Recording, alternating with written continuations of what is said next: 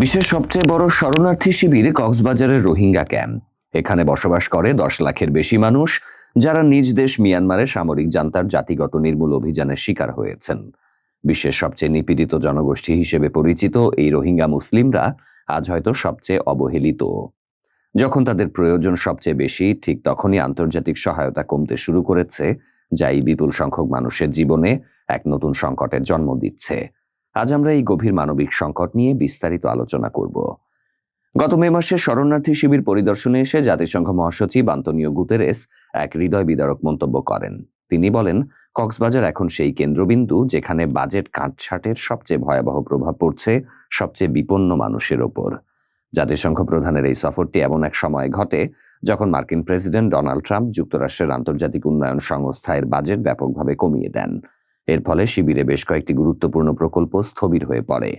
একই সময় যুক্তরাজ্য প্রতিরক্ষা খাতে ব্যয় বাড়াতে বিদেশি সহায়তা কমানোর ঘোষণা দেয়। এর সরাসরি প্রভাব পড়েছে রোহিঙ্গা শিবিরের স্বাস্থ্যসেবা ব্যবস্থায়, যেখানে বড় ধস নেমেছে।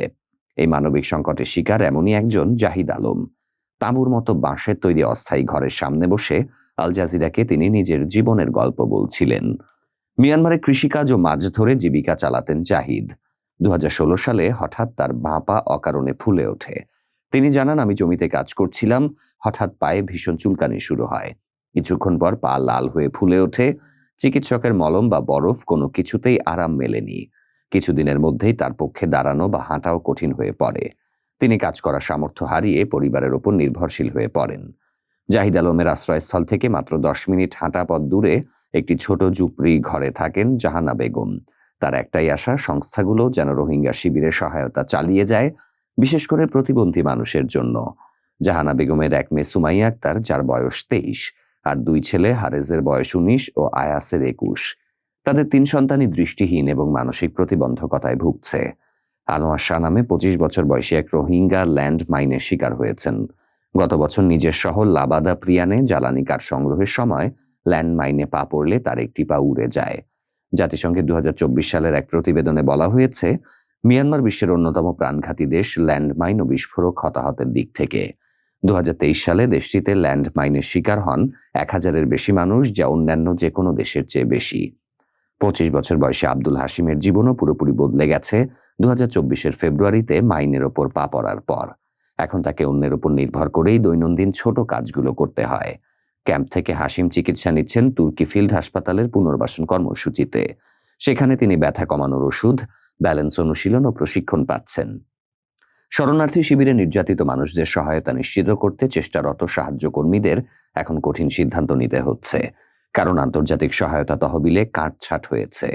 আল জাজিরার সঙ্গে কথা বলা একজন বাংলাদেশি স্বাস্থ্যকর্মী নাম প্রকাশ না করার শর্তে বলেন, সহায়তা কমে যাওয়ায় এখন আমাদের খাদ্য দেওয়ার মতো অথবা শিক্ষা ও স্বাস্থ্যসেবা দেওয়ার মধ্যে একটা বেছে নিতে হচ্ছে।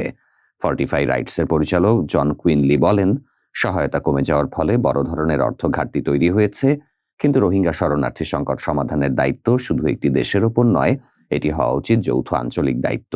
তিনি আরও সুপারিশ করেন, স্থানীয় মানবিক সংগঠনের সঙ্গে কাজ করা উচিত, কারণ তারাই সবচেয়ে ভালো জানে কিভাবে নিজ সম্প্রদায়কে সহায়তা করতে হয়।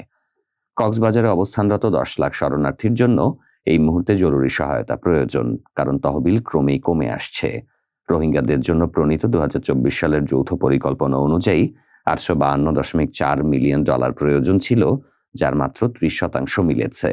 2025 সালের মে মাস পর্যন্ত রোহিঙ্গাদের জন্য $934.5 মিলিয়ন সাহায্য আহ্বানের বিপরীতে মাত্র 15% অর্থ এসেছে। মানবিক সংগঠন হিউম্যানিটি অ্যান্ড ইনক্লুশনের অ্যাডভোকেসি উপপরিচালক ব্ল্যান্ডিন বুনিওল এই বাজেট কমানোকে একটি দূরদৃষ্টি নীতি হিসেবে বর্ণনা করেছেন, যা মানুষের উপর ধ্বংসাত্মক প্রভাব ফেলবে।